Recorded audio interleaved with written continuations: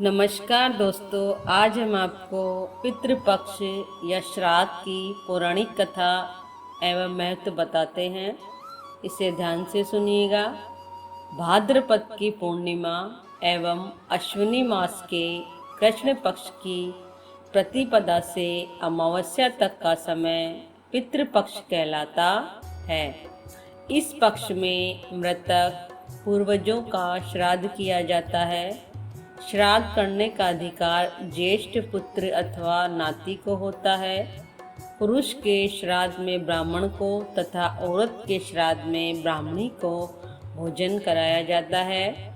भोजन में खीर पूड़ी होती है।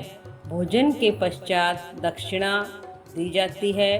पितृपक्ष में पितरों की मरण तिथि को ही उसका श्राद्ध किया जाता है। गया में श्राद्ध करने का बड़ा महत्व माना गया है।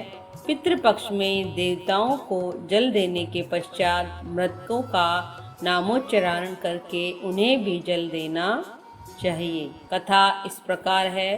पितृपक्ष की पौराणिक कथा के अनुसार जोगे तथा भोगे दो भाई थे। दोनों अलग अलग रहते थे। जोगे धनी था और भोगे निर्धन। दोनों में परस्पर बड़ा प्रेम था। जोगे की पत्नी को धन का अभिमान था, किंतु भोगे की पत्नी बड़ी सरल हृदय की थी।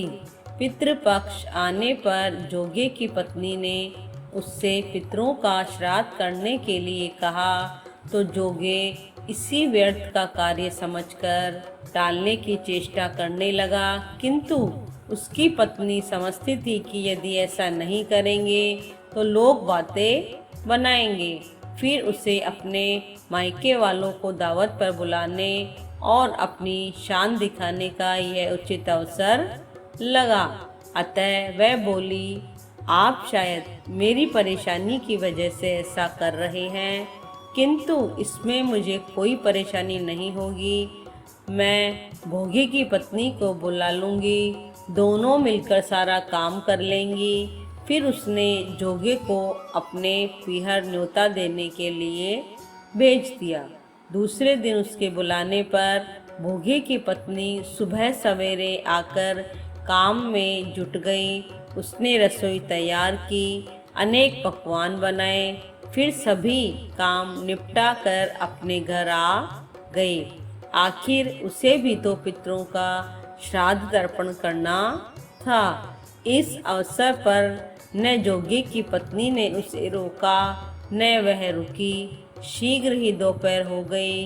पितर भूमि पर उतरे। जोगे भोगे के पितर पहले जोगे के यहाँ गए तो क्या देखते हैं कि उसके ससुराल वाले वहाँ भोजन पर जुटे हुए हैं। निराश होकर वे भोगे के यहाँ गए। वहाँ क्या था, मात्र पितरों के नाम पर अगियारी दे दी गई थी। पितरों ने उसकी राख चाटी और भूखे ही नदी के तट पर जा पहुँचे। थोड़ी देर में सारे पितर इकट्ठे हो गए और अपने अपने यहाँ के श्राद्धों की बड़ाई करने लगे। जोगे भोगे के पितरों ने भी अपनी आप बीती सुनाई। फिर वे सोचने लगे, अगर भोगे समर्थ होता तो शायद उन्हें भूखा न रहना पड़ता, मगर भोगे के घर में तो 2 समय की रोटी भी खाने को नहीं थी। यही सब सोचकर उन्हें भोगे पर दया आ गई। अचानक वे नाच नाच कर गाने लगे, भोगे के घर धन हो जाए, भोगे के घर धन हो जाए। सांझ होने को हुई।